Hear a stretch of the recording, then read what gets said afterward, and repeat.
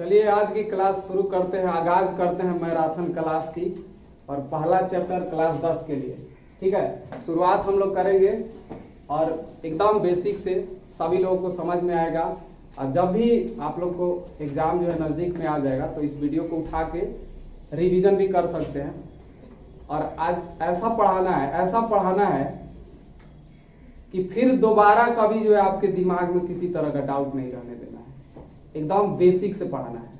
चलिए सब कोई ध्यान से देखिएगा, जहां पे किसी को दिक्कत होगा हम पूछेंगे तो वहां पे बोलिएगा, फिर से हम वहां से समझा देंगे, ठीक है।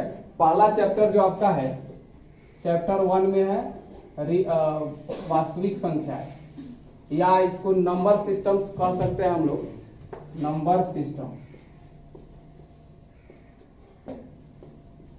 सिस्टम संख्या पद्धति, ठीक है। तो अब उतना बेसिक में भी नहीं जाएंगे कि आपको हम यहाँ पे नेचुरल नंबर पढ़ाए या होल नंबर पढ़ाए। फिर से ये सब आप लोग को पहले से पता है, ठीक है। हम यहाँ से आपका जो प्रश्नावली 1.1 है, 2 है, 3 है, 4 है, उसके हिसाब से आपका यहाँ पे कंसेप्ट देते जाएंगे ताकि सारा क्वेश्चन आपसे बन जाए, ठीक है। चलिए ध्यान दीजिए, सबसे पहले हम लोग भागा सीखते हैं। नॉर्मल जो भागा आप लोग सीखे पहले देख लीजिए। जैसे कि मान लीजिए कि आपको एक छोटा सा संख्या 31 में भाग देना है 5 से, तो बस नॉर्मल जो बच्चे करते हैं वही तरीके बड़े भी करते हैं। भाग देने में कोई तरीका बच्चों के लिए या बड़ों के लिए अलग अलग नहीं होता है। सीधा 5 से भाग देते हैं, 5 छक्के 30 और इधर 1 नीचे बचा। बस इसी में हमको बहुत कुछ मिलता है। ध्यान दीजिएगा, हमने कहा कि 31 में 5 से भाग दिए, 6 मरतबा कटा, यानी भागफल 6 हो गया और नीचे 1 बच गया, तो इसको कहते हैं शेष, ठीक है। तो इसको क्या कहते हैं? भाज्य कहते हैं। जिसमें भाग दिया जाए उसे भाज्य कहते हैं, और जिससे भाग दिया जाए उसे भाजक कहते हैं, और जितना मरतबा कट गया उसको भागफल कहते हैं, और नीचे जो बच गया उसको शेष कहते हैं, ठीक है, शेष कहते हैं। अब इसी से एक रिलेशन स्थापित कर दिया जाता है, जो कि मान लीजिए कि आपको अगर भाजक, भागफल, शेषफल दे दिया जाए और भाज्य निकालने के लिए बोला जाएगा, तो यहाँ पे एक तो रिलेशन क्या बनाया गया है, देख लीजिए। भाज्य बराबर होता है भाजक गुना भागफल और जोड़ शेषफल, यही होता है। साधारण सा होता है भाज्य बराबर भाजक गुने भागफल प्लस शेषफल होता है, ठीक है। अब यूक्लिड जो है वो अपना प्रमेयिका जब दिए, इसी चीज को जो है कुछ ऐसे कन्वर्ट किया। देखिए यूक्लिड के अनुसार, मैथमेटिशियन है, यूक्लिड विभाजन एल्गोरिथम, जो प्रमेयिका इन्होंने दिया उसका नाम पड़ गया यूक्लिड विभाजन एल्गोरिथम प्रमेयिका। यूक्लिड विभाजन एल्गोरिथम प्रमेयिका, ठीक है। तो इन्होंने क्या बोला कि हम भाज्य को मान ले रहे हैं A और भाजक को B, और इंटू ये हो जाएगा कोसेक Q प्लस R। इन्होंने ये सिद्धांत दिया A बराबर BQ प्लस R, जहां पे इन्होंने बोल रखा है कि R का जो वैल्यू होना चाहिए वह या तो 0 हो या 0 से बड़ा हो और B से छोटा होना चाहिए। मतलब जिससे भाग दिए उससे शेषफल छोटा आना चाहिए, ठीक है। बस या लाया कहां से गया तो समझिए यहीं से। तो इसे क्या कहा गया? भाज्य कहा गया, ठीक है। इसको शॉर्ट में इन्होंने क्या लिख दिया है A, और जिससे भाग दिए इन्होंने क्या लिख दिया शॉर्ट में B, और नीचे बचा उसको रिमाइंडर R से, और भागफल है उसको कोसेंट यानी Q से। बस यही से रिलेशन आप स्थापित कर दिया। ओरिजिनल रूप देखेंगे तो भाज्य बराबर भाजक गुने भागफल और जोड़ शेषफल है, यही ओरिजिनल इसका रूप है। बाकी कौनो चीज याद रखने की जरूरत नहीं है। आपको पता चल गया कि कहां से आया A बराबर BQ प्लस R, तो भाज्य बराबर भाजक गुना भागफल और जोड़ शेषफल। मतलब हम किसी भी संख्या को एक दूसरे संख्या से भाग दे करके इस रूप में बैठा सकते हैं। बस यही सिद्धांत है। और यह सिद्धांत किस लिए निकाला गया है? तो वह निकाला गया है HCF निकालने के लिए, ठीक है। यह जो तकनीक निकाला उन्होंने HCF निकालने के लिए, इसको हम लोग कहते हैं महत्तम समापवर्तक। महत्तम समापवर्तक। ठीक है, महत्तम समापवर्तक निकालने का यह तकनीक है। क्वेश्चन पूछा जाएगा ऑब्जेक्टिव में कि यूक्लिड विभाजन से, चाहे निम्न में यूक्लिड विभाजन से क्या निकालने का तकनीक है, तो HCF निकालने का तकनीक है। ठीक है, ये 2018 में ऑब्जेक्टिव में पूछा हुआ था। ठीक है, तो आप केवल यूक्लिड विभाजन से क्या निकाल सकते हैं, तो महत्तम निकाल सकते हैं, इसके अलावा कुछ नहीं निकाल सकते हैं। केवल और केवल महत्तम निकालना, यानी मसा इस विधि से निकाला जा सकता है। और कितने संख्याओं का, तो 2 संख्याओं का निकाला जा सकता है। 2 धनात्मक संख्याओं का मसा निकालने का तकनीक यूक्लिड विभाजन होता है। ठीक है, तो इसी तरीके से, इसी आधार पे हम लोग निकालेंगे आपका जो है यहाँ पे मसा। ठीक है, समझ में आ गया यहाँ तक? चलिए समझ लीजिए, इंग्लिश वाले भी जो हिंदी में हम लिखे हैं, यहाँ पे जो भाजक होता है इसको डिवाइजर कहते हैं, और इसको जो है भाज्य को डिविडेंड कहा जाता है, डिविडेंड कहा जाता है। और ये हो गया इसका रिमाइंडर हो गया, रिमाइंडर हो गया। भागफल जो होता है कोसेंट होता है। अब उन्होंने सोचा कि डिवाइजर और डिविडेंड दोनों जो है एक ही वर्ड से शुरू है, एक ही लेटर से शुरू है, तो अगर हम दोनों का डी लेंगे तो पता नहीं चलेगा कौन भाजक है और कौन भाज्य है। इसीलिए उन्होंने इसको ए मान लिया, भाज्य को, डिविडेंड को ए मान लिया उन्होंने, और डिवाइजर को बी मान लिया, और यह सिद्धांत रख दिया। ठीक है, तो यूक्लिड का सिद्धांत बाकी सब भूल जाइए। यहाँ से ये ऑब्जेक्टिव में अगर देता है क्वेश्चन इस पे, तो बना सकते हैं आप लोग। ठीक है, मान लीजिए कि भाज्य निकालना हो तो ये 3 डेटा आपको देगा। अगर इसमें से अगर भाजक निकालना हो तो बाकी के 3 डेटा देगा। फिर जो है भागफल निकालना हो तो ये सब 3 डेटा देगा। कोई 3 वो डेटा दे करके आपसे एक जो है पूछा जाएगा, तो आसानी से इस फॉर्म से आप निकाल लीजिएगा। जब कहेगा HCF निकालिए, निम्न संख्याओं का यूक्लिड विभाजन से HCF निकालिए, तब वहां पे आप सिद्धांत लगाएंगे। और यह सिद्धांत कैसे बैठाया जाएगा हम आपको क्वेश्चन बना के समझाते हैं। ठीक है, चलिए ध्यान से समझेंगे। बस आपको दिमाग में रखना है A बराबर BQ प्लस R, और R का जो वैल्यू होगा 0 या 0 से बड़ा और B से छोटा होगा, यानी भाजक से छोटा होगा R का वैल्यू शेष का वैल्यू। ठीक है, देखिए क्या, मान लीजिए कि हम अगर 18 में भाग देते हैं, यहां से 18 में अगर हम भाग दे 5 से, तो कोई अगर भाग दे दे ऐसे 5 चौके 20, तो क्या ये सही है? बिल्कुल गलत जवाब है। ठीक है, क्योंकि हम लोग ज्यादा कभी भाग दे ही नहीं सकते हैं। ठीक है, या इस तरीके से भी गलत हो जाएगा। फिर दूसरा तरीका भी आप ऐसे अगर कर दे, अगर मान लीजिए कि 5 दूनी 10, हम यहाँ ला दिया 8, तो ये सही है? गलत है। क्योंकि अब कहिए क्यों, तो यहाँ पे हमने सिद्धांत पढ़ा कि R का जो वैल्यू होना चाहिए वह 0 हो सकता है, 0 से बड़ा हो सकता है, और B से छोटा होना चाहिए, मतलब जिससे भाग दे रहे हैं उससे छोटा होना चाहिए। तो यहाँ हम तो 5 से भाग दे रहे हैं, शेषफल ही 8 बचा दिए, तो ये गलत हो गया। ठीक है, तो इस बात का ध्यान रखेंगे, ये क्या हो जाएगा? गलती हो जाएगा। सही करने का क्या तरीका है? या तो बराबर करेंगे या ठीक उससे निकट छोटा संख्या आना चाहिए। तो इसको हम सही करेंगे तो कितना मर्तबे भाग देंगे? 3 मर्तबे देंगे। तो 5 दिया 15, शेषफल यहाँ 3 लाएंगे। बुझा गया? अब यहां से देखिए भाजक से छोटा शेषफल आ गया, तो ये अपना जो है भाग सही हो गया। इन सब बातों का भी ध्यान रखना है, तभी जाके सही बन पाएगा। अन्यथा आप यहां गलती करेंगे तो ये आपका HCF गलती हो जाएगा। ठीक है, तो इस सिद्धांत पे आते हैं, क्वेश्चन बना के आपको समझा देते हैं। देखिए जब क्वेश्चन हम लेंगे तो यहाँ पे एक एक क्वेश्चन समझाते चलेंगे, बाकी आप लोग जो है चैप्टर दिखा के बनाइएगा। देखिए पहला क्वेश्चन हम लेते हैं, शॉर्ट में क्वेश्चन भी हम लिखेंगे। यूक्लिड विभाजन एल्गोरिथ्म का प्रयोग करके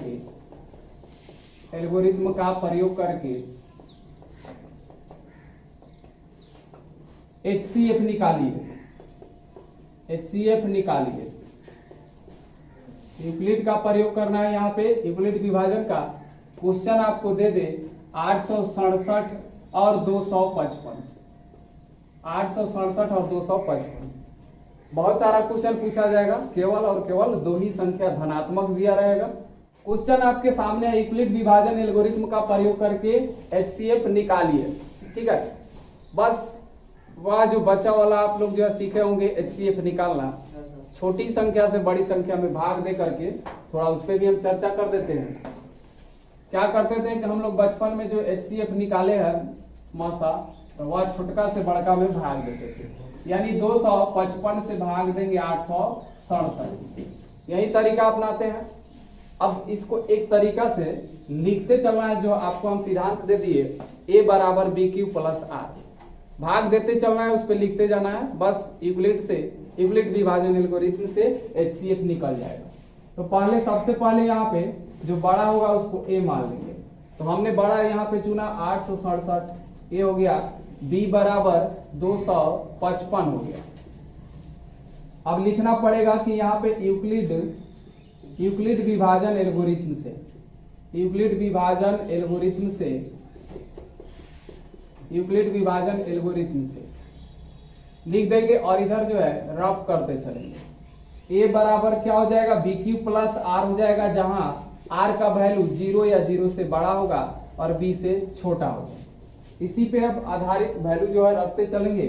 A बराबर 867 इजकल टू B का वैल्यू 255 इंटू, अब Q का वैल्यू निकालना है और से R का वैल्यू निकाल के रखते चलना है। यहाँ पे आपको मिला A भाज्य हो गया और भाजक हो गया 255 से भाग देना है, और आपका Q निकल के आएगा, भागफल यहाँ बैठाएंगे और बगल में R का वैल्यू रखते चलेंगे। ध्यान दीजिए, यहाँ भाग दीजिए 255 से 867 में कितना मर्तबे कटेगा, तो 3 मर्तबे भाग देके चेक करते हैं। ठीक है, क्योंकि 2 तिया 6, 50 तिया 150 लगभग उसके आसपास आ रहा है, तो हम 3 से भाग देंगे। देखिए 3 5 15 1 16, 2 तिया 6 1 765 आ गया। 7 से 5 घटाएंगे 2, 6 6 घट जाएगा 0, 8 से 7 जाएगा 1। बस गौर से समझते चलिए, हमने कुछ नहीं किया, भाग दे दिया। 255 से भाग दिए, 3 मर्तबे कटा, तो ला के यहाँ बगल में लिख दिए 3, प्लस कर देंगे, R है रिमाइंडर शेषफल, तो 102 आया, तो प्लस कर दिए 102। यहां तक पहला स्टेप हो गया। अब यहां लाना क्या है, हमें हर हाल में R बराबर 0 लाना है। जब तक R बराबर यानी रिमाइंडर शेष 0 नहीं आएगा, तब तक यह प्रोसेस चलता रहेगा। ठीक है, प्रोसेस चलता रहेगा, और जहां पे R आ जाएगा वहीं पे रुक जाएंगे, और लास्ट जिस भाजक से कटा होगा वहीं इसका जो है HCF हो जाएगा।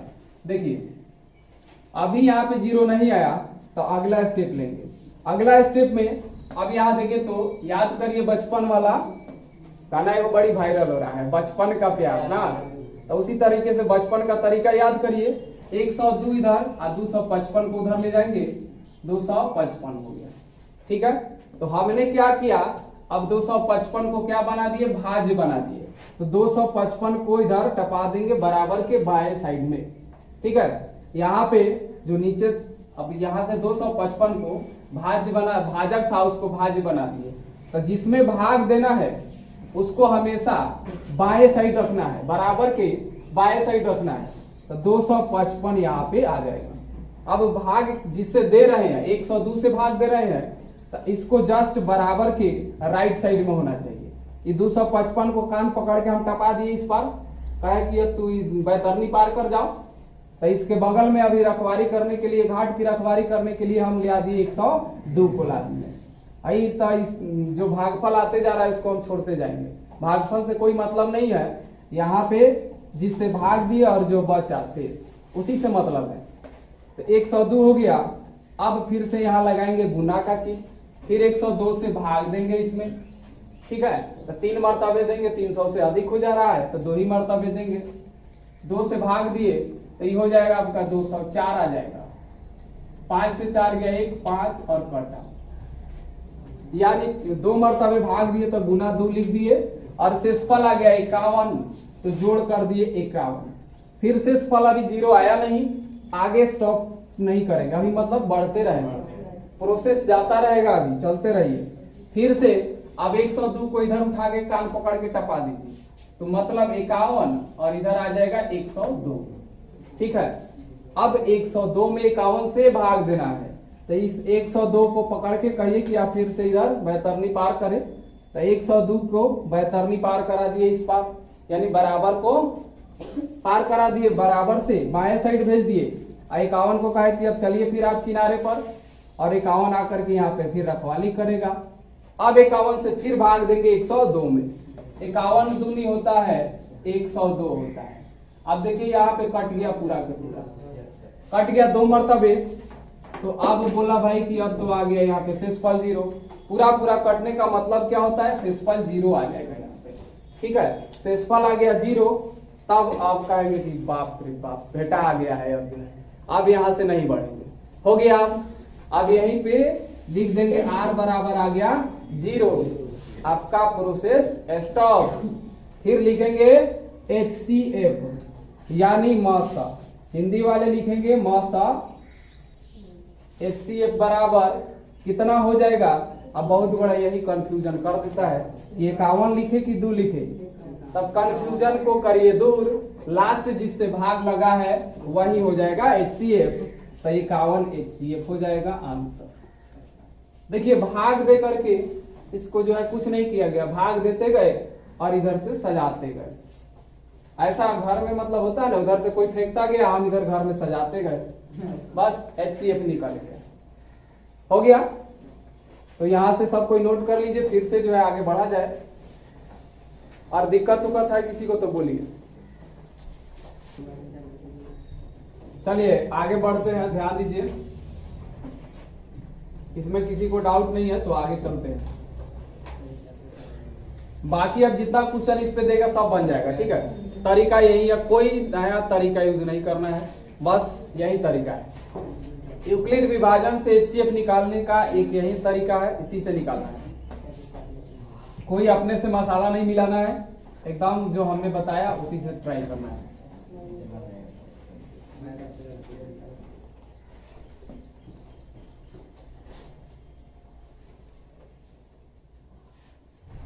चलो 2 नंबर क्वेश्चन देखते हैं। एक और इस प्रश्नावली में क्वेश्चन पूछा जाएगा, दर्शाइए कि प्रत्येक धनात्मक विषम पूर्णांक, दर्शाइए कि प्रत्येक धनात्मक विषम पूर्णांक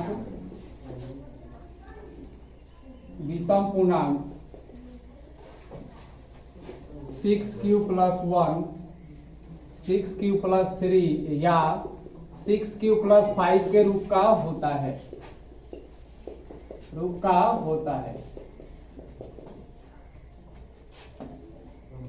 चलो देखो ध्यान से, ऐसा क्वेश्चन भी पूछा जाएगा आपसे कि दर्शाइए कि प्रत्येक धनात्मक विषम पूर्णांक 6q + 1, 6q + 3 या 6q + 5 के रूप का होता है। सम वाला भी पूछा जा सकता है, सम वाला भी पूछ देता है आपसे कि दर्शाइए कि प्रत्येक सम पूर्णांक 6q + 2 या शुरू करता 6q से, 6q, 6q + 2, 6q + 4 किस इसके रूप का होता है कि नहीं होता है, तो हो जाएगा। बस इसी से क्लियर हो जाएगा, कॉन्सेप्ट क्लियर तो रिजल्ट क्लियर। क्या आज ना पेपर का जो है उसको औकात दिखा देना है एकदम, आज मैथ को झुका देना है, केवल आप लोग साथ दीजिए, मैथ को आज ना पूरा जो है नतमस्तक कर देना है। चलिए ध्यान दीजिए सब कोई, दर्शाना है कि यह धनात्मक विषम पूर्णांक, सिद्धांत वही यूक्लिड का लेंगे। यहाँ पे आप जहां पे भी देख रहे हैं 6q दिख रहा है, ठीक है, तो q क्या होता है, कोसेंट भागफल हो गया, भागफल से क्या पहले आ जाता है, भाजक। ठीक है, ये हो जाएगा भाजक गुना भागफल और जोड़ शेषफल हो जाएगा। ठीक है, तो यहाँ पे हम लिखेंगे माना भाजक, यहाँ पे क्या हो जाएगा, b हो जाएगा, b का वैल्यू 6 होगा, b बराबर 6 लिखना है यहाँ पे, यानी यहाँ पे भाजक गुना भागफल है और प्लस शेषफल है। तब लिखिएगा यूक्लिड विभाजन एल्गोरिथम से, यूक्लिड विभाजन एल्गोरिथम से a बराबर बी क्यू, बी क्यू यहाँ पे जो हम लोग लिखते हैं, अब b नहीं लिख करके हम यहाँ पे लिख देते हैं 6q और जोड़ r लिखेंगे, क्योंकि यहाँ पे b का जो वैल्यू है 6 है। ठीक है, b का जो वैल्यू है 6 है और r का वैल्यू क्या लिखेंगे, तो 0 से बड़ा होना चाहिए और b से छोटा होना चाहिए। तो 0 हो सकता है 0 या 0 से बड़ा, 0 1 2 3 4 5 हो सकता है, यानी b का वैल्यू 6 है तो इसे छोटा रखेंगे। ठीक है, तो 5 तक ही रख सकते हैं, 6 तो उसके बराबर ही हो जाएगा, तो यहाँ पे शेषफल 0 1 2 3 4 5 रख सकते हैं। चलिए अब इसमें r का वैल्यू बारी बारी से पुट करेंगे। r बराबर अगर 0 रखेंगे तो a बराबर 6q प्लस 0 यानी 6q आ गया। अब देखिए यहाँ पे r बराबर 0, 0 तो ना सम है ना विषम है, इससे क्लियर नहीं होता है कि सम है कि विषम है, लेकिन 6q में 2 से भाग लग जाएगा, 2 तिया 6 कट जाएगा, तो ये आपका आ जाएगा सम आ जाएगा। ठीक है, तो यहाँ पे इससे ना क्लियर होता है कि सम है कि विषम है, इससे कोई क्लियर नहीं होता है, लेकिन बस हमको ये ध्यान रखना है कि विषम रख रहे हैं तो विषम ही आना चाहिए, सम रखे तो सम ही आना चाहिए। r बराबर अगर हम 1 रखते हैं, 1 अगर रखते हैं तो a बराबर 6q प्लस 1। अब यहां से देखिएगा 6q प्लस 1 है, एक अधिक है। ठीक है, अधिक है तो इसमें 2 से भाग नहीं लगेगा, 6 तो कट जाएगा लेकिन 1 जो है नहीं कटेगा, तो ये हो गया आपका विषम हो गया, ये आपका क्या हो गया, विषम हो गया। फिर r बराबर 2 रखेंगे, r बराबर 2 रखेंगे तो a बराबर 6q प्लस 2 हो जाएगा, दोनों में 2 कॉमन है, 2 से कट जाएगा, सम प्राप्त होगा, सम प्राप्त होगा। फिर r बराबर 3 रखेंगे तो a बराबर 6q प्लस 3 होगा, यहाँ पे क्या हो जाएगा, 3 जो है 2 से नहीं कटेगा, ये विषम हो जाएगा, विषम हो जाएगा। r बराबर 4 रखेंगे तो a बराबर 6q प्लस 4 हो जाएगा, 6 और 4 में 2 जो है कॉमन है, 2 से कट जाएगा, तो ये हो जाएगा आपका सम हो जाएगा। फिर r बराबर 5 रखेंगे तो a बराबर 6q प्लस 5 हो गया, 5 2 से नहीं कटता है, इसीलिए यह विषम हो जाएगा। अब हम आपको समझाना क्या चाह रहे हैं, यहाँ पे समझ लीजिए। r बराबर हमने रखा 5, दिखाई नहीं दे रहा है ना,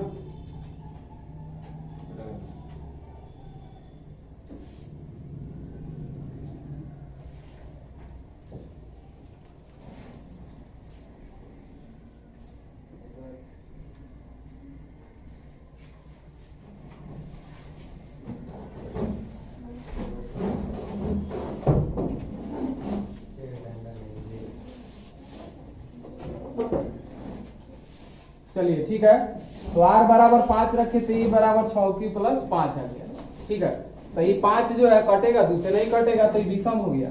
अब हम आपको ये समझाना यहाँ पे चाह रहे हैं कि अगर इसमें r का वैल्यू अगर विषम रखे हैं तो a का वैल्यू विषम ही आना चाहिए, r का अगर सम वैल्यू रखे हैं तो a का सम ही आना चाहिए। r बराबर 0, इससे ना सम क्लियर है ना विषम क्लियर है। r बराबर 1 विषम है और a बराबर भी क्या प्राप्त हुआ है, विषम। r बराबर 2 सम है तो इधर भी सम प्राप्त हुआ। r बराबर 3 विषम रखे तो ये बराबर 6q प्लस 3 विषम प्राप्त हुआ।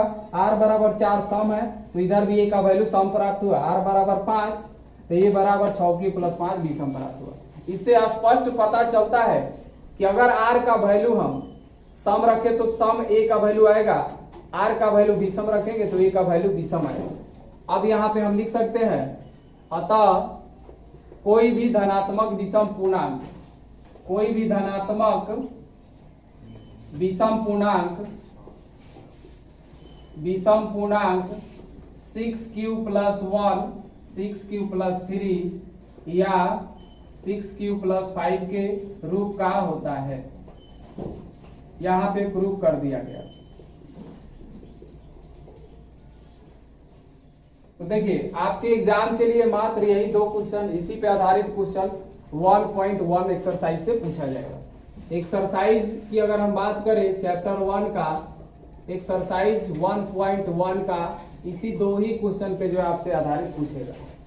ठीक है, और देखिए एक और तरीका से भी क्वेश्चन, भाषा में भी क्वेश्चन पूछेगा ना, भाषा में क्वेश्चन पूछा जाएगा कि अगर समान रूप से जैसे एक क्वेश्चन आपके होगा 1.1 में कि कुछ सैनिक जो है परेड करने के लिए समान स्तंभों में परेड करना चाह रहे हैं, तो उसमें पंक्तियों की कुछ संख्या निकालिए, पंक्तियों की संख्या निकालिए। ठीक है, तो ऐसा क्वेश्चन एक तो भाषा में मिलेगा, तो वहां पे आप जो है यूक्लिड विभाजन से HCF निकाल दीजिएगा, आसानी से बन जाएगा। ठीक है, ऐसा पेपर में मतलब जो है पूछा नहीं जाता है, इसी दो तरीका से जो है पेपर में पूछा जाएगा क्वेश्चन। ठीक है, तो नोट कर लीजिए इसको, आगे हम बढ़ते हैं। ना ठीक है, तो आपका जो है यहाँ से 1.1 खत्म हो गया। 1.1 का क्वेश्चन बना लीजिएगा। अब चलते हैं सीधा 1.2 में। एक्सरसाइज 1.2 में आपसे क्वेश्चन जो पूछा रहेगा, अभाज्य गुणनखंडन से HCF और LCM निकालने का जो है क्वेश्चन रहेगा। ठीक है, तो सबसे पहले अभाज्य गुणनखंडन के रूप में किसी भी संख्या को तोड़ना सबको आता होगा, सबको आता होगा इसमें। ठीक है, तो हम सीधा चलते हैं जो क्वेश्चन है उसके तरफ। उससे पहले कुछ फार्मूला है, लिख लीजिए। फार्मूला जो है दो संख्याओं का गुणनफल, दो संख्याओं का गुणनफल बराबर लासा गुना मसा होता है, लासा गुना मसा होता है। या आप मान लीजिए कि दो संख्या अगर A और B मान लिए, तो A गुना B बराबर लासा हो गया LCM और मसा हो गया HCF। इसको याद रखिएगा, A गुना B बराबर LCM गुना HCF। पहली संख्या आपको ज्ञात करना है, तो LCM गुना HCF अब बटा हो जाएगा यहाँ पे दूसरी संख्या, ये वाला फॉर्मूला हो गया। फिर आपको B निकालना हो तो LCM गुना HCF अब बटा हो जाएगा पहली संख्या। या आपको बाकी के दिया हो संख्या A और B, यानी पहली संख्या दूसरी संख्या दिया हो, HCF दिया हो, LCM निकालना हो, तो LCM बराबर हो जाएगा दोनों संख्याओं का गुणनफल अब बटा हो जाएगा HCF। उसके बाद एक और फॉर्मूला, HCF बराबर दोनों संख्याओं का गुणनफल बटा LCM हो जाएगा। यहाँ पे इतने फार्मूला जो है याद रखना पड़ेगा।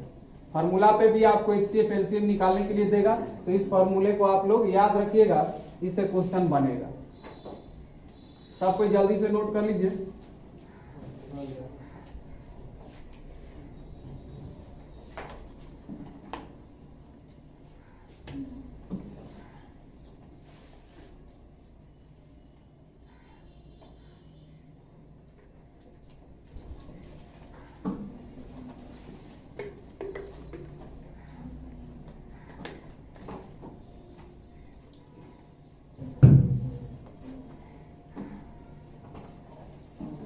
फार्मूला से केवल दो ही संख्याओं का HCF LCM निकाल सकते हैं, तीन गो का नहीं निकाला जा सकता है। या जांच करने के लिए भी देगा तो आप तीन गो का निकाल के जांच नहीं कर सकते।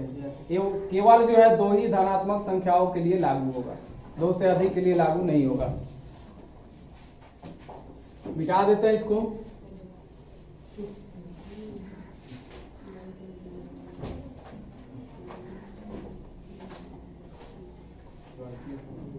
चलिए क्वेश्चन देखते हैं।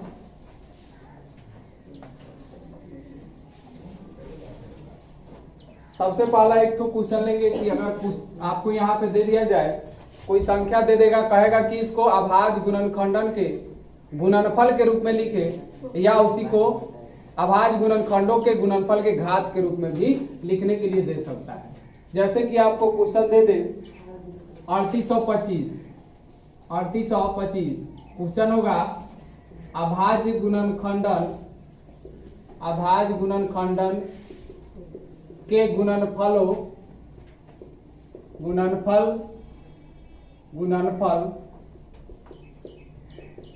अभाज्य गुणनखंडन के गुणनफल के रूप में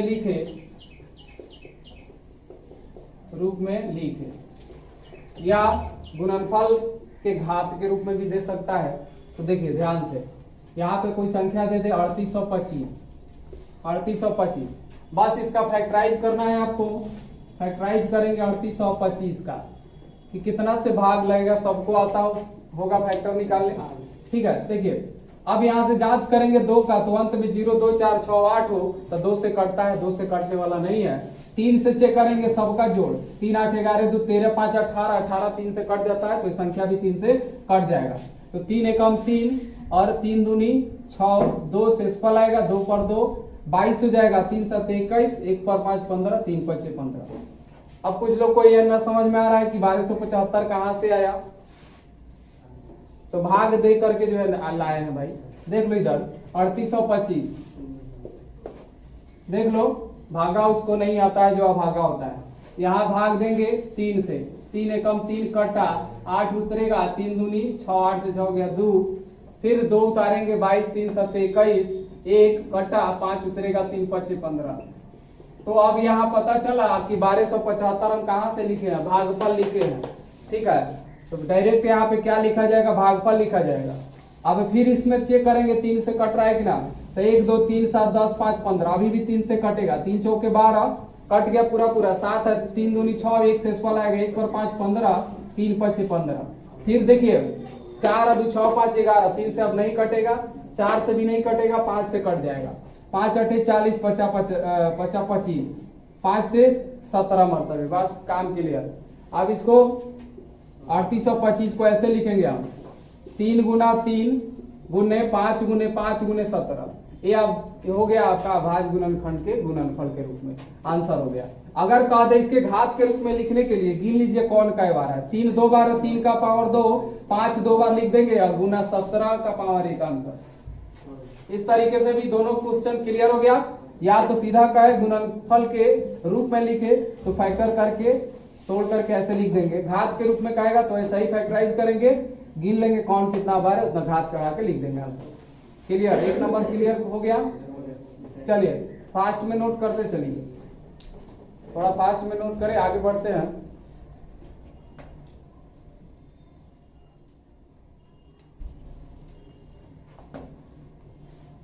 चलो आ जाओ अगला क्वेश्चन देखते हैं। 510 और 92 का ध्यान दीजिए, हल्ला नहीं। 1.2 का जो है क्वेश्चन नंबर 2, 510 और 92 का लसा एंड मसा निकाले, लसा एंड मसा निकाले और जांच भी करना है। जांच करे कि दोनों संख्याओं का गुणनफल, शॉर्ट में हम लिख दे रहे हैं A गुना B और बराबर HCF गुना LCM। ये भी जांच करना है, इसको ध्यान से देखते चलेंगे। थोड़ा सा इधर समय दीजिए, एकदम दिमाग में कंसेप्ट बैठ जाएगा। 510 और 92 का ये हम लोग पढ़ रहे हैं किस विधि से, अभाज्य गुणनखंडन विधि से। ठीक है, ध्यान रखना है, अभाज्य गुणनखंडन विधि से पढ़ रहे हैं। तो A बराबर 510 और B बराबर हो गया 92। फैक्टराइज करते चलिए, 510 को फैक्टर निकाल लीजिए और यहाँ पे 92 का 510 को जो हम तोड़ते हैं यहाँ पे देखिए 0 है अंत में, 2 से भाग लग जाएगा, 2 दूनी 4, 1 आएगा, 1 पर 1 11, 2 5 10, 2 5 10। ये अब 3 से कटेगा। ठीक है, 3 से कटेगा, 3 8 24, 3 5 15, 5 से कटेगा 17 5 85। यहाँ से 2 से भाग देंगे, 2 चौके 8, 2 छक्के 12, 2 से 23। ठीक है, अब लिख लीजिए इसको 510 को ऐसे, 2 गुना 3 गुना 5 गुना 17। उसके बाद 92 बराबर 2 गुना 2 और गुना 23। अब देखिए HCF और LCM के लिए जो नियम होता है यहाँ समझेंगे सब कोई, ध्यान दीजिए सब कोई। HCF और LCM का जो नियम होता है निकालने का, यहाँ पे दोनों में कौन सा होगा देखिए, यहाँ लिख देते हैं। HCF जो होता है उभयनिष्ठ अभाज्य गुणनखंडों, उभयनिष्ठ अभाज्य गुणनखंडों का छोटा घात, अभाज्य गुणनखंडों की छोटी घात। और एलसीएम में जो उभयनिष्ठ होगा उसका बड़ा घात लेना है। क्या संबंध लिख सकते हैं दोनों में, उभयनिष्ठ अभाज्य गुणनखंडों की बड़ी घात गुना जो बच जाता है, जो कॉमन नहीं हो, शेष की बड़ा घात। ठीक है, जो उभयनिष्ठ नहीं होगा उसमें शेष जो बच जाएगा उसमें से बड़ा घात उसका ले लेंगे। अब यहां समझ लीजिए, तो पता चल गया आपको कि HCF के लिए दोनों में कॉमन देखना है, दोनों में उभयनिष्ठ होना चाहिए। तो ध्यान दीजिए, यहाँ पे देखिए तो 2 कॉमन है, इसको घात के रूप में भी आप चाहे तो लिख सकते हैं। ठीक है, ये तो अलगे अलगे है, यहाँ पे 2 के पावर 2 होगा ना, 2 के पावर 2। अगर हम कहें तो HCF में निम्नतम संख्या कम संख्या वाला, LCM में बड़ा संख्या वाला, अधिकतम संख्या वाला। तो यहाँ पे HCF में 2 कॉमन आ रहा है तो 2 ले लिए, उसके बाद बाकी कोई कॉमन नहीं है, कोई कॉमन नहीं है तो 2 आंसर हो गया। HCF इसका 2 हो गया। LCM की अगर हम बात करते हैं तो LCM इसका कितना होगा, तो 2 कॉमन है, समझ लीजिए LCM में उभयनिष्ठ अभाज्य गुणनखंडों की बड़ी घात, तो 2 कॉमन है तो इसका बड़ा घात क्या होगा, 2 बार, 2 गुना 2 गुना शेष जो बच जाता है उसको भी गुना कर लेते हैं। बचा कौन, तो 3 बचा, 5 बचा, 17 बचा और 23 बचा। दिखाई दे रहा है, दिखाई दे रहा है। तो इसको गुना करिएगा तो आएगा 23,460। ये आपका LCM हो गया। HCF और LCM क्लियर। ठीक है, अब इसका हम जांच करेंगे। तो एक बार इसको नोट कर लीजिए, फिर बोर्ड क्लियर करते हैं और उसके बाद जांच भी करते हैं, जांच करते हैं। ठीक है, देखिए जांच कर लेते हैं कि क्या ये सही है कि गलत है। तो सबसे पहले आप दोनों संख्याओं का गुणनफल निकालेंगे। जांच में देखिए, जांच में करना क्या है कि आपको दोनों संख्याओं का गुणनफल लेना है। ठीक है, दोनों संख्याओं का गुणनफल 510 और गुना 92, साथ ही HCF गुना LCM लेंगे, दोनों का सेम आना चाहिए। तो HCF 2 और LCM आपका 23,460 है। जब गुना करेंगे दोनों को तो ये आ जाएगा 46,920 आएगा, ये भी आ जाएगा 46,920। दोनों सेम आ गया, तब लिख देंगे, तब लिखेंगे दोनों संख्याओं का गुणनफल, दोनों संख्याओं का गुणनफल बराबर HCF गुना LCM, HCF गुना LCM। प्रूव हो गया। ठीक है, इस तरीके से यह प्रूव हो गया। इस तरीके का क्वेश्चन आपसे पूछा जाएगा एग्जाम में। कब, तो 2 ही संख्याओं का हम लोग जांच कर सकते हैं, 3 संख्याओं का जांच नहीं कर सकते हैं। ठीक है, तो नोट करते चलिए, इसको नोट कर लीजिए।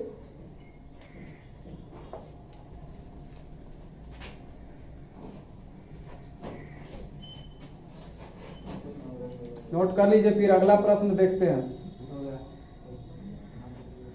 अगला प्रश्न 3 वाला भी देगा तो उसमें जांच करने के लिए नहीं देगा, सीधा आपको HCF LCM निकाल देना है, निकाल लीजिएगा, जांच नहीं करना होगा। एक फार्मूला से क्वेश्चन बना देते हैं, एक फार्मूला से क्वेश्चन यहाँ पे हम बनाएंगे कि अगर दिया हो HCF ऑफ 306 और 657, 306 और 657 का HCF जो दिया है वह 9 दिया हुआ है और LCM इसका निकालना है। LCM 306 657 बराबर 1। मतलब इस दोनों संख्या का HCF दे दिया है, LCM निकालने के लिए बोल रखा है। फार्मूला आपको हम पहले ही बता चुके हैं। देखिए इसको कैसे बनाएंगे, सीधी सी बात है कि LCM निकालना है, तो LCM निकालना है इसका, तो दोनों संख्याओं का गुणनफल और उसमें HCF से भाग दे देंगे। तो 306 गुने 657 और बटा HCF हो जाएगा 9, और इससे विभाजित कर देंगे 9 से, ऊपर हम मिटा देते हैं 9 से, इसमें डिवाइड कर देंगे। देखिए 9 से डिवाइड करेंगे तो 9 3 का 27 और 9 चौके 36। अब गुना करिए दोनों को, तो गुना कितना हो जाएगा, गुना करिएगा 34 से 657 में, तो कितना आ जाएगा, कितना आएगा, गुना करके बताइए जल्दी से। कितना आएगा, 22,338। 22,338 आंसर हो जाएगा। ठीक है, कितना आ जाएगा? 22,338। हिम्मत रखो सब, हिम्मत रखो। चलो आ जाओ, अगला प्रश्न देखते हैं। अरे पसीना बहेगा तब ना इतिहास लिखेगा सब है। अरे जब जब मंजिल ने कहा हौसलों से तेरे बस की बात नहीं, हौसलों ने मंजिल की आंखों में आंखें डालकर कहा चल झूठी तेरी इतनी औकात नहीं। क्या इसी के साथ चलिए अगला प्रश्न। अगला प्रश्न क्या पूछेगा आपसे, ध्यान दीजिएगा। चलिए इंपॉर्टेंट क्वेश्चन भी है, एग्जाम में आपका पूछा हुआ है क्वेश्चन कि जांच कीजिए कि कोई प्राकृत संख्या है, ध्यान दीजिए इधर, क्या प्राकृत संख्या n के लिए जांच कीजिए कि क्या प्राकृत संख्या n के लिए 6 के पावर n अंक 0 पर समाप्त होती है। ठीक है, इसको जांच करना है कि कोई भी अंत में कैसे 0 आता है। मतलब गजब हाल है? हमको सुनाई नहीं देता है। धीरे धीरे बाबू बोलो ना, सोना बोलो ना, खाना खा लीजिए।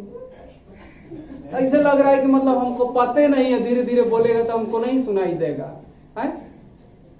ये सब ससुरा चादर ओढ़ के बतियाता होगा, ये सब जो है चादर ओढ़ के चैटिंग करता है धीरे धीरे। मारेंगे ससुरे लोग, दिमाग ठीक आने ला देंगे, नहीं बुझाता है। पढ़ाई लिखाई के समय है, धीरे धीरे बतियाता है। पढ़ाई के समय में बड़ी मजा आता है, बात करने में बड़ी मजा आता है। छोटा लड़का सब जो है, अरे पढ़ लिख जाओ ना रे, बाप मतारी के सपना पूरा नहीं करना है? पढ़ लिख लीजिएगा, बढ़िया से नौकरी कर लीजिएगा तो अपने जो है कई को जो है सुंदरी का जो है लाइन लग जाएगा। 10 लाख 15 लाख लेके लोग पीछे पड़ेगा दहेज देने के लिए। ना तो पता है ना, कौन पूछबो नहीं करेगा, बातें नहीं समझता है सब। देकर गुलाब कह गया टोकरी वाला, तू जिसे चाहता है उसे लेकर चला जाएगा सरकारी नौकरी वाला है। अरे पढ़ लो मेरे लाडलो, पढ़ लो। देखो अभी पढ़ने का समय है, ध्यान दो इधर है। जांच कीजिए कि प्राकृत संख्या n के लिए 6 के पावर n अंक 0 पर समाप्त होती है। अब एक चीज समझिए, हम यहाँ मान लिए a बराबर 6 के पावर n अंक, 6 के पावर n। किसी भी संख्या के अंत में 0 कब प्राप्त होगा? चलिए 1 गुना 2 करते हैं, 2 गुना 3 किए, 3 गुना 4, जो भी लिखना है आप लिख दीजिए, वो 5 को छाट करके। कभी भी 0 नहीं मिलेगा आपको। लेकिन जैसे 2 गुना 5 करिए तो 10 आ गया, 0 आ गया, अंत में 0 आ गया। कोई भी संख्या लिख दीजिए, आपको जो लिखना है लिखिए, लेकिन 5 उसमें शामिल आ जा रहा है और 2 शामिल हो जा रहा है तो हर हाल में उसमें 0 आ जाएगा। या आप इसमें से मान लीजिए कि हम 2 नहीं लिखे, 3 गुने 5 लिखे, तब भी 0 नहीं आएगा। ठीक है, 0 नहीं आएगा। तो 0 लाने के लिए किसी भी संख्या में उसके गुणनखंड में 2 और 5 का गुना होना जरूरी है। ठीक है, तो बस इसको जांच आपको कर देना है। ध्यान दीजिए इधर, याद रखना है कि किसी भी संख्या के अंत में 0 प्राप्त करने के लिए उसके फैक्टर में 2 गुना 5 होना चाहिए। अगर हम इसको लिखे 6 को तो 2 गुना 3 आएगा, होल पावर n हो गया। तोड़िएगा तो 2 के पावर n और गुना 3 के पावर n। कुछ नहीं करना है, बस अब यहाँ भाषा लिख देना है। यहाँ पे दिखा 2 का पावर n और 3 का पावर n, 5 गायब ही नहीं। जिसका जरूरत है वो गायब है, वह गायब है, 5 है ये नहीं है। अब यहाँ पे अकेला 2 कुछ नहीं कर सकता है, ये जो है अकेला जो है कुछ नहीं कर सकता है 5 के बिना। बिन पानी सब सुना। ठीक है, देखिए 2 जो है 5 के बिना जो है अकेला पड़ जा रहा है, तो 5 इसमें शामिल करेंगे तब अंत में 0 आएगा। तो भाषा में लिखिएगा यहाँ 6 के पावर n में n के अभाज्य गुणनखंडन में, के अभाज्य गुणनखंडन में, अभाज्य गुणनखंडन में 2 के पावर n गुना 3 का पावर n है, परंतु किसी भी संख्या के अंत में, किसी भी संख्या के अंत में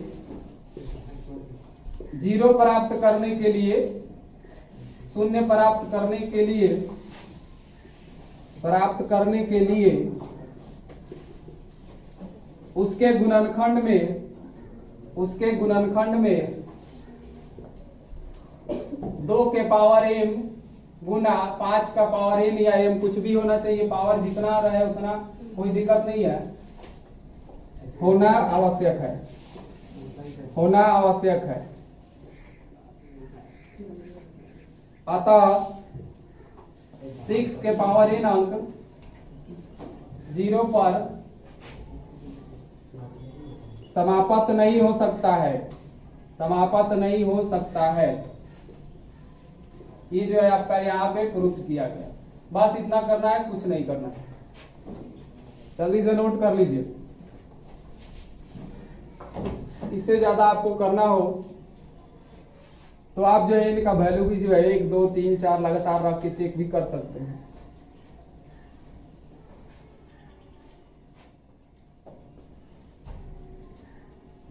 चलिए नोट करिए।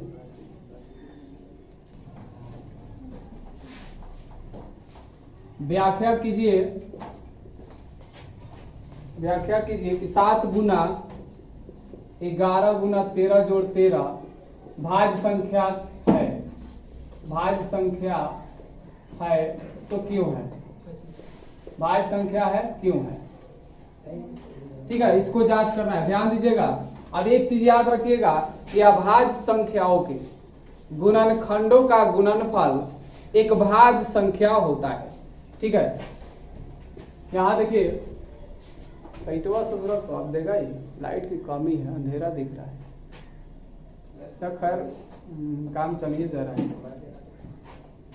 हमारे चेहरा जो करिया दिख रहा है बहुत, है ना, ठीक है हो जाएगा। चलिए खैर मेरे चेहरा से क्या करना है, बोर्ड पर ना आप लोग को देखना है क्या। और बाकी लोग जो भी वीडियो देखेंगे तो इधर नहीं देखने का, इधर देखने का। तो संख्या एक उधर देखिए, हालांकि 7 गुना 11 गुना 13 प्लस 13। अभी तो पसीना बहा कहाँ है, थोड़ा भी नहीं, मजा नहीं आया अभी। जब तक पसीना बहेगा नहीं तब तक मजा नहीं आएगा क्या। चलिए इसमें 13 कॉमन करिए, 13 कॉमन हो जाएगा, दोनों में 13 शामिल है। हमको लाना क्या होगा, सबको अभाज्य गुणनखंडन के गुणनफल के रूप में। तो 13 अगर कॉमन करिएगा तो यहाँ पे बच जाएगा 7 गुने 11 जोड़, ये 13 गायब हो गया, इधर बाहर आ गया तो 1 बचेगा। तो 13 गुना 7 गुना कितना हो जाएगा 11 77 जोड़ 1, 13 गुना हो गया 78। अब 13 तो अभाज्य संख्या है, 78 भाग है, तो इसको भी तोड़िए, 78 को तोड़ दीजिए तो ये हो जाएगा 2 गुने 6 और 13 6 78, टूट गया ही।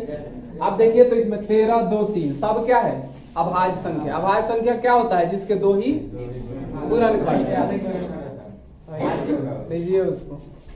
अभाज्य संख्या जिसके केवल 2 ही गुणनखंड हो, ठीक है। अब हमने कहा कि अभाज्य गुणनखंडों का गुणनफल एक भाज्य संख्या होता है। अभी सभी जो है लिख देंगे, लिखेंगे ये भाज्य संख्या है क्योंकि, ये भाज्य संख्या है क्योंकि, छोड़िए यहां से शॉर्ट में, या अभाज्य संख्याओं, अभाज्य संख्याओं के, अभाज्य संख्याओं के गुणनखंडों का गुणनफल है, गुणनफल है। इसीलिए 7 गुने 11 गुने 13 जोड़ 13 भाज्य संख्या है, भाज्य संख्या है। चलो बहुत इंपॉर्टेंट क्वेश्चन है, ये भी पूछा गया है, ठीक है। छाप लीजिए, इसको भी नोट कर लीजिए जल्दी से। अरे एकदम आज ना मैथ का गर्दा उड़ा देना है, दिमाग में नहीं छपा आज मैथ में तो देखिएगा पढ़ाना छोड़ देंगे, दिमाग में आज छपवा के छोड़ेंगे। हर हाल में दिमाग में छपना चाहिए, कॉपी पर छपे या ना छपे दिमाग में छप जाना चाहिए। जब भी आपको परेशानी हो इस वीडियो को तुरंत देखिएगा, पूरा के पूरा जो है रिवाइज हो जाएगा एकदम। जितना जो है इंपॉर्टेंट कॉन्सेप्ट से लेकर के क्वेश्चन है सबका निचोड़ इसमें हम दे रहे हैं। हम लोग का सिलेबस सबसे आगे है, ठीक है, सबसे आगे सिलेबस हम लोग का सभी विषयों में चल रहा है और बेहतरीन तरीके से चल रहा है, एकदम विस्तार से चल रहा है, कहीं भी कोई संक्षेपण नहीं है, एकदम विस्तार से चल रहा है, ठीक है, नॉलेज फुली चल रहा है। ऐसा कहीं नहीं है कि केवल लिखा करके रटवा दिए, पूरा जो है यहाँ पढ़ा के समझाते हैं, दिमाग में छपवा देते हैं एकदम।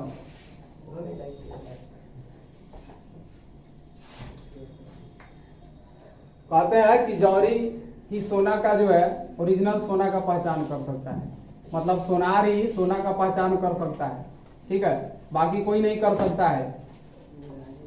आज जो नाम पे भीड़ लगा है ना लखौरा में, नाम पे जिस दिन लोग काम पे चला जाएगा देखने लगेगा कि कहाँ किस तरह का पढ़ाई हो रहा है, किसके अंदर क्या क्वालिटी है और कौन कितना पढ़ के पढ़ा रहा है, कितना कैपेसिटी है उसके पास, तो उसमें उस दिन जो है ना धजिया उड़ जाएगा लोगों का।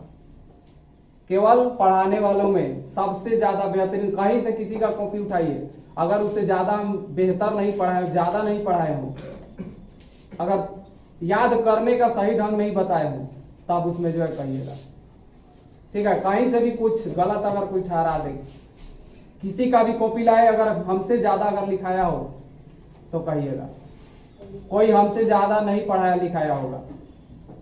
हर एक चीज जो है आपको विस्तार से पॉइंट बाय पॉइंट बताते हैं, चाहे वो मैथ हो, इतिहास, भूगोल, संस्कृत, कोई भी सब्जेक्ट हो, सब में जो है विस्तार से पढ़ाएंगे, ठीक है। तो चलिए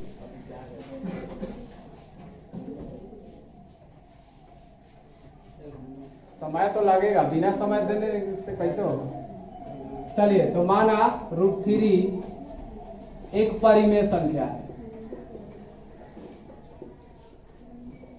तो आपको हम समझा रहे थे कि मान लीजिए आपके घर में कोई चोरी किया, आप अकेले देख लीजिए, कह रहा है कि वह चोर है लेकिन कोई बाहर वाला मान नहीं रहा है, तो अब आपको जो है सबूत ढूंढना पड़ेगा, गवाह दो चाहिए कि दो बड़ा बाहरी कम से कम देखा होगा कि हाँ ये चोरी करके गया है। तो बस इसमें भी वही होता है, हमें पता है कि √3 अपरिमेय है, लेकिन किसी दो आदमी से कहवाना पड़ेगा कि हाँ ये जो है चोर है, क्या, तो दो को जो है कोई इसमें दो हिसाब से जो है, दो नियम से इसको सिद्ध करना पड़ेगा कि यह जो है अपरिमेय है, ठीक है। तो माना √3 एक परिमेय संख्या है, तो पता है सबसे पहले हम चोर को साधु मान के चलेंगे, जब तक इसके खिलाफ साधु नहीं मतलब गवाह नहीं हो जाए, साबुत नहीं मिल जाए। क्या परिमेय संख्या को p/q के रूप में लिखा जा सकता है, लिखा जा सकता है, तो √3 बराबर लिखेंगे p/q, ठीक है, √3 बराबर pq, दोनों तरफ वर्ग कर दीजिएगा, दोनों तरफ वर्ग करने पर, दोनों तरफ वर्ग करने पर ध्यान से देखते चलिएगा, तो √3 का स्क्वायर बराबर p/q का स्क्वायर करेंगे, तो √3 का स्क्वायर करेंगे, रूट खत्म, 3 बचेगा, इधर से p²/q², यहाँ 3 से गुना हो जाएगा तो हो जाएगा p² बराबर 3q², ठीक है। अब 3 क्या है, इसको डिवाइड कर सकता है, ठीक है, 3 क्या कर सकता है, डिवाइड कर सकता है, इसको भाग में इधर ला सकते हैं, तो यहाँ हमें लिखना पड़ेगा कि 3, एक चीज और यहाँ लिख देते हैं, यहाँ पे जो हम लिखे p/q, ठीक है, तो लिख देंगे कि p और q में, pq में कोई उभयनिष्ठ गुणनखंड नहीं है, उभयनिष्ठ गुणनखंड नहीं है, ठीक है, उभयनिष्ठ गुणनखंड नहीं है। हमने माना शुरू में कि p और q को कोई भाग नहीं दे सकता है, ठीक है, मतलब p और q का जो है कोई यहाँ भी इसमें फैक्टर जो है कॉमन नहीं है। ये हमने माना, अब कहीं अगर आ जाता है कि नहीं इसका फैक्टर है तो इसके विरुद्ध कार्य हो गया, तो हम परिमेय मान के चल रहे हैं तो क्या हो जाएगा, अपरिमेय हो जाएगा। ठीक है, और Q बराबर कभी भी 0 नहीं लिया जाता है। ठीक है, 0 नहीं हो सकता है, नीचे हर में 0 नहीं होगा। तो लिखेंगे 3 P स्क्वायर को विभाजित करती है, विभाजित करती है, इसीलिए 3 P को भी विभाजित करेगी। आप समझ लीजिए, विभाजित करेगी। ई जो है कौना परमेय से 1.3 से, परमेय में परमेय 1.3 आप लोग पढ़ लीजिएगा, पढ़े भी है। ठीक है, परमेय 1.3 से कि अगर कोई अभाज्य संख्या के वर्ग को कोई संख्या अगर उसको विभाजित करता है, ठीक है, तो उस संख्या को भी उससे विभाजित किया जा सकता है। जैसे कि हम यहाँ पे अगर कह दें कि 3 का स्क्वायर क्या होगा, 9 होगा, और 9 को 3 अगर विभाजित करता है तो 3 को भी क्या होगा, 3 जो है विभाजित कर सकता है। बस यही सिद्धांत 1.3 में दिया हुआ है। हो गया। अब यहां से आपको मान लेना है समीकरण 1 मान लेना है। फिर आपको करना क्या है कि अब अलग जो है कुछ मानना पड़ेगा। अब यहाँ पे हम मान लेते हैं P बराबर 2m। यहाँ तो केवल अभी P में जो है उभयनिष्ठ गुणनखंड 3 आया, Q में भी लाना पड़ेगा। P बराबर 2m मान लिए। अब यहाँ भी दोनों तरफ वर्ग कर देंगे, तो P स्क्वायर बराबर हो जाएगा 2m का होल स्क्वायर। ठीक है, दिखाई दे रहा है ना नीचे। तो यहाँ हो गया P स्क्वायर बराबर, यहाँ देखिए 2 दूना 4 m स्क्वायर। यहाँ पे क्या किया गया है, तो दोनों तरफ वर्ग किया गया है, दोनों तरफ वर्ग किया गया है। ठीक है, दोनों तरफ वर्ग करने पर अब P का जो वैल्यू है यहाँ से P स्क्वायर बराबर 3Q स्क्वायर, इसको 1 मान लीजिए और इसे 2 कर लीजिए। ठीक है, अब यहाँ से P स्क्वायर की जगह हम 3Q स्क्वायर है, क्योंकि अब P का नहीं Q का जरूरत है। ठीक है, तो इसके जगह क्या रखेंगे, यहाँ पे P स्क्वायर का वैल्यू है 3Q स्क्वायर। कटने वाला, तो यहाँ पे P बराबर 2 नहीं 3 मानेंगे। ठीक है, क्योंकि यहाँ पे √3 को सिद्ध करना है। अगर √2 को सिद्ध करेंगे तो 2 मानेंगे, 5 को सिद्ध करेंगे तो 5 ही मानेंगे। तो यहाँ पे आपको 3 करना है। ठीक है, तो यहाँ 3m का होल स्क्वायर हो जाएगा। ठीक है, तो हो जाएगा यहाँ से देखिए P स्क्वायर बराबर हो जाएगा 3 का स्क्वायर करिएगा तो कितना हो जाएगा, 9 हो जाएगा, 9m स्क्वायर हो जाएगा, 9m स्क्वायर। अब P का वैल्यू, P स्क्वायर का वैल्यू समीकरण 1 से रख दीजिए, तो 3Q स्क्वायर बराबर 9m स्क्वायर। ठीक है, यहाँ इतना रख देंगे। इधर देखिएगा, यहाँ देखेंगे तो 3 से ही कट जाएगा, इधर 3 तिया 9 हो जाएगा, कट गया 3 मरतबे, अर्थात Q स्क्वायर बराबर हो गया 3m स्क्वायर। अब 3 भी इसके को डिवाइड कर सकता है, तो लिखेंगे यहाँ 3Q स्क्वायर को विभाजित करती है, इसीलिए 3Q स्क्वायर को विभाजित करेगी। इक्वेशन जो है मान लेना है 3। ठीक है, अब यहाँ पे ध्यान रखना ही है कि हमने शुरू में जो माना था, शुरू में हमने माना था कि P और Q में कोई उभयनिष्ठ गुणनखंड नहीं है, लेकिन यहाँ पता चला कि P और Q को कौन विभाजित कर रहा है, 3, यानी दोनों में 3 उभयनिष्ठ है। यहाँ समीकरण 1, 2 और 3 से P और Q में 3 उभयनिष्ठ गुणनखंड है, उभयनिष्ठ गुणनखंड है, 3 उभयनिष्ठ गुणनखंड है, जो हमारी मान्यता को क्या कर दिया, गलत कर दिया, जो हमारी हमारी मान्यता का विरोध करता है, हमारी मान्यता का विरोध करता है, विरोध करता है कि √3 परिमेय है जो गलत है, जो गलत है, अतः √3 एक अपरिमेय है, अपरिमेय है। इस तरीके से प्रूफ किया गया। ठीक है, यहाँ जो है प्रूफ हो गया। ठीक है, चलिए तो इसको जो है नोट कर लीजिए।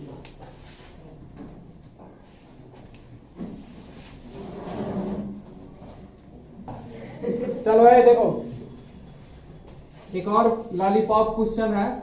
3 + 2√5, 3 + 2√5 को सिद्ध करना है कि यह जो है अपरिमेय है, को सिद्ध करे कि अपरिमेय है, अपरिमेय है। ठीक है, ध्यान दीजिए, बस इसमें बहुत कुछ ज्यादा नहीं दिया है, इसमें परिमेय और अपरिमेय को अलग अलग छांट देना है। तो वही नियम रहेगा, माना 3 + 2√5 बराबर PQ, PQ परिमेय है। थोड़ा ज्यादा शॉर्ट कर दिए ना, ज्यादा शॉर्ट हो जाएगा तो बहुत लोग के ऊपरे ऊपरे चला जाएगा। तो माना 3 + 2√5 एक परिमेय है, अपरिमेय है लेकिन मानना है परिमेय है, परिमेय है मान लिए। अब जब ये मान लिए परिमेय है, इसको P/Q के बराबर करना है। 3 + 2√5 बराबर P/Q। अब इसमें वर्ग वगैरह करने का कोई झंझट नहीं है। अब आपको इसमें खुद दिख रहा है कि कौन परिमेय है कौन अपरिमेय है। √5 जो है अपरिमेय है, केवल इसको अलग कर देना है। सबसे पहले हम करेंगे 3 को उधर बाहर करिए, तो 2√5 बराबर हो गया P/Q माइनस यहाँ पे -3, ये जो है 3 इधर जाके घट जाएगा। ठीक है, अब इसका बटा के घटाव करिए, 2√5 बराबर P - 3Q, अब बटा हो गया Q, 2 को हटाएंगे इधर गुना हो जाएगा, √5 बराबर P - 3Q, अब बटा हो जाएगा 2Q। देखिए बस इतना कर दिए। अब इधर जो छाटे जो है परिमेय हो गया और इधर जो है अपरिमेय। तो यह सिद्धांत बिल्कुल गलत है, कभी भी परिमेय के बराबर अपरिमेय नहीं होगा, परिमेय के बराबर परिमेय और अपरिमेय के बराबर अपरिमेय होगा। लिखेंगे यहाँ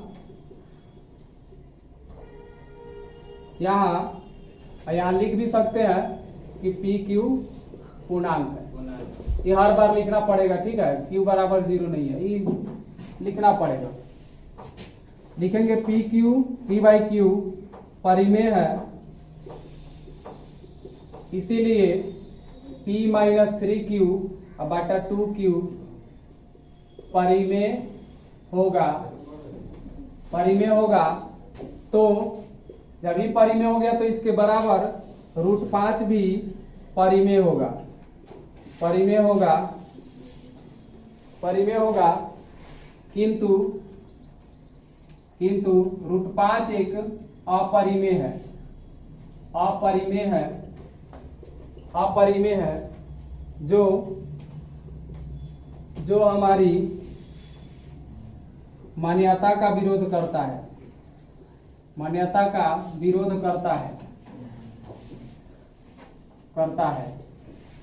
मान्यता का विरोध करता है। अतः 3 + 2√5 परिमेय है जो गलत है, हमारी मान्यता का विरोध करता है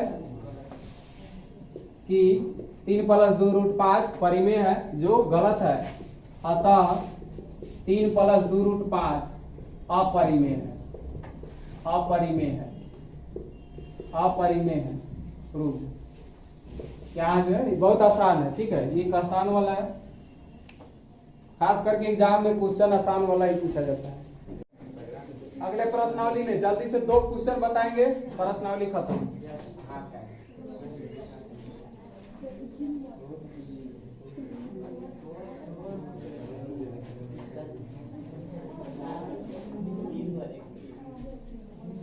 हल्ला नहीं करें।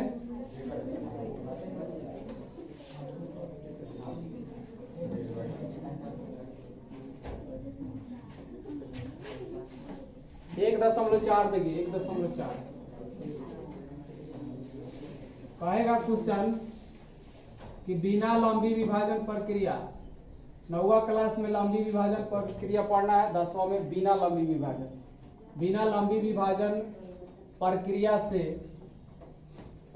से निम्न का दशमलव प्रसार बताइए तथा दशमलव रूप में भी लिखिए, दोनों क्वेश्चन सेम इसी में कर दिया जा रहा है। चलिए देखिए, 13/3125 दूसरा क्वेश्चन 29/343। खड़ा हो जाओ। चलिए क्वेश्चन देखिए ध्यान से। इसमें आपको दो तरह के पूछा जाएगा दशमलव प्रसार, एक तो शांत और दूसरा अशांत। ध्यान दीजिएगा, शांत में होता क्या है कि हर के अभाज्य गुणनखंडन में दोनों का देखना है। हर के अभाज्य गुणनखंडन में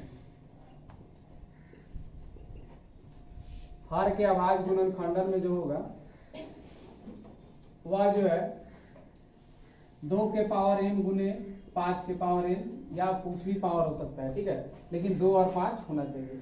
अगर 2 और 5 होगा तो वह शांत होगा, अन्यथा अशांत होगा। अशांत में 2 और 5 के अलावे कोई भी आ जाए, जैसे यहाँ देखिए 2 के पावर m गुने 5 के पावर n के अलावे, n के अतिरिक्त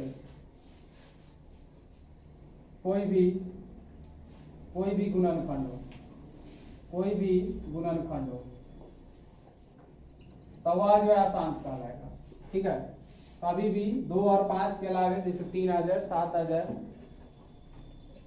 6 आ जाए, 13 आ जाए, तो ये सब जो है क्या हो जाएगा, अशांत की श्रेणी में आ जाएगा, ठीक है। इधर देखिए क्वेश्चन पहला 13/3125, बस हर वन को फैक्टराइज करना है।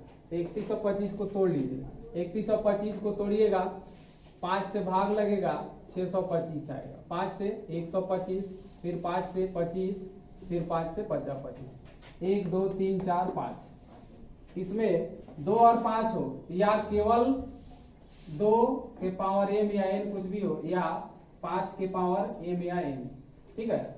या तो अकेला 2 आ जाए, या अकेला 5 आए, या 2 और 5 साथ साथ आ जाए, तो वह शांत होगा। और इसके अलावे उसमें कोई अगर तीसरा घुस जाता है तब वह जो है अशांत हो जाएगा। समझ में आ गया? चलिए 13/3125 को हम लिखेंगे 5 के पावर, देखिए कई बार 5 बार, तो 5 के पावर हो गया 5, तो इसको लिख दीजिएगा कि यह जो है शांत है। केवल 5 है, केवल 2 भी रहे तो शांत, 2 गुने 5 का रूप भी रहे तो शांत होगा। अब कहेगा कि इसको दशमलव रूप में लिखिए, वो भी भाग नहीं देना है, बिना भाग दिए। तरीका समझिए, अंत में इधर जो है नीचे 1 पर कुछ जीरो लाना है, जीरो लाते हैं तो आसानी से ऊपर वाले में भाग दिया जा सकता है। जीरो गिन के और उतना अंक के बाद दशमलव बैठा देते हैं। तो 5 में कितना से गुना करेंगे कि जीरो आएगा अंत में, तो 2 से गुना करेंगे, 5 दूनी 10, अंत में 0 आ जाएगा। तो 5 आएगा तो 2 शामिल करना पड़ेगा, 2 होगा तो 5 शामिल करना होगा। यहाँ है 5 के पावर 5, देखिए 13/5 के पावर 5 है, तो हम यहाँ पे 2 के पावर 5 से गुना करेंगे।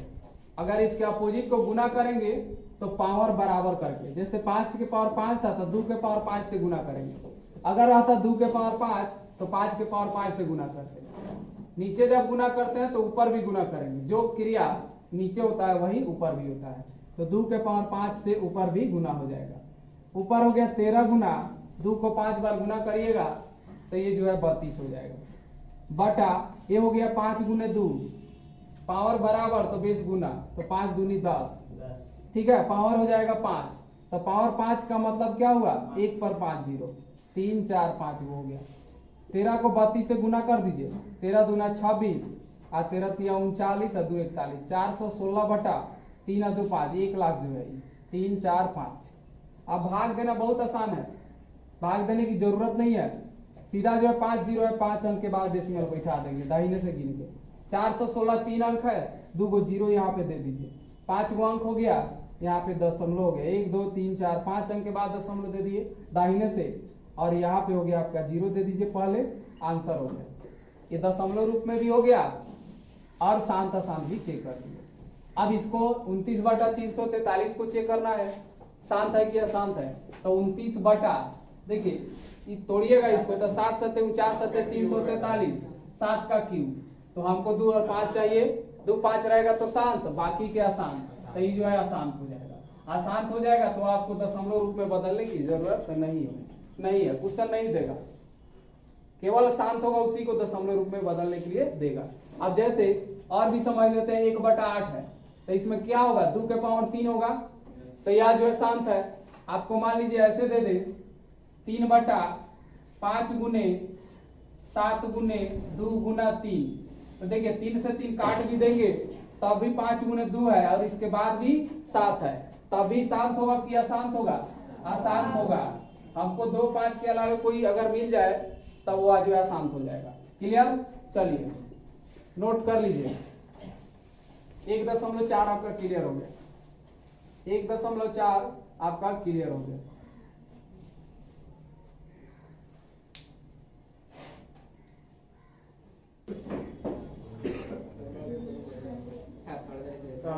चलिए तब जो है एक चैप्टर अब समाप्त हुआ।